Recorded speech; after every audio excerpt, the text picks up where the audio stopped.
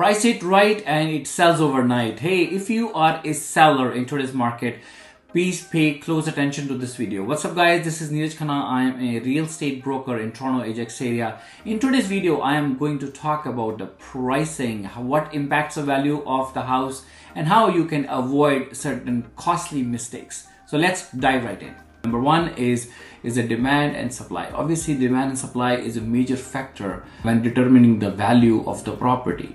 So if there is fewer homes in the market as compared to the number of buyers, then obviously the price of the property goes up. But if there is a lot of supply of the properties but not enough buyers, then the value goes down. So obviously it depends on what's the demand and supply of the property. Number two is a market condition. So market condition is a buyer's market or is a seller's market. So we need to look into that as well. What happens is if there's a buyer's market, let's say for a property in a balanced market goes for $1 million.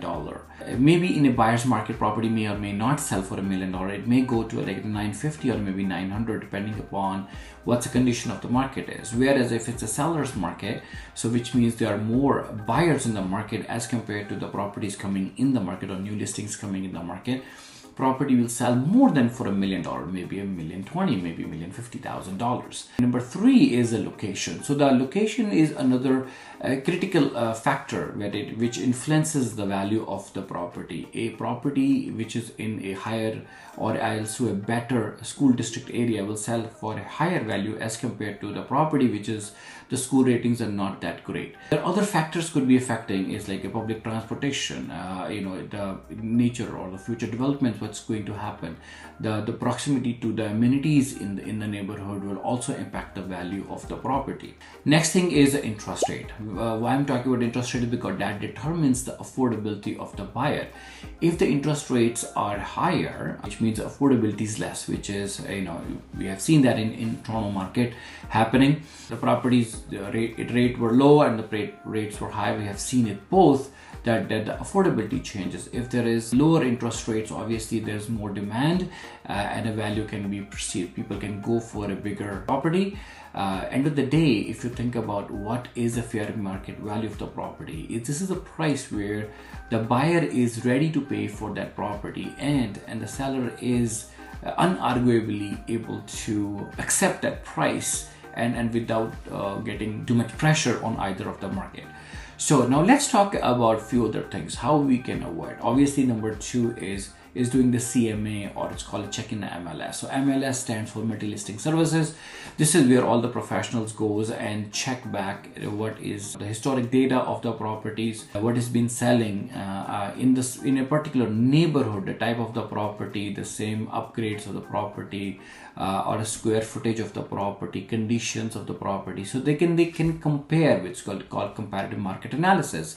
So if you're working with a professional who can actually not only can tell you the present value of the property, but they can also see that where is the future lies, which means which direction market gonna go, what is economic growth, and what is an appreciation year over year for any particular property. So these things needs to be done. Obviously, property, if you're working with a professional, definitely will be able to assist you with that. One more thing I just wanted to talk about, last point, is avoid overpricing the property. So as it says, you probably heard that, if you price it right, it sells overnight.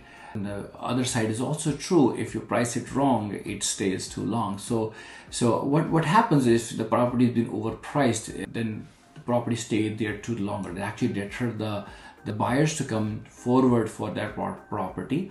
And over the period of time, they start to think what's wrong with the property. They start to think about, hey, maybe there's some hidden problems which the seller is not able to tell us. So their perception of the property is less desirable, and then they try to find or start to think about the issues which they may or may not be ready to take.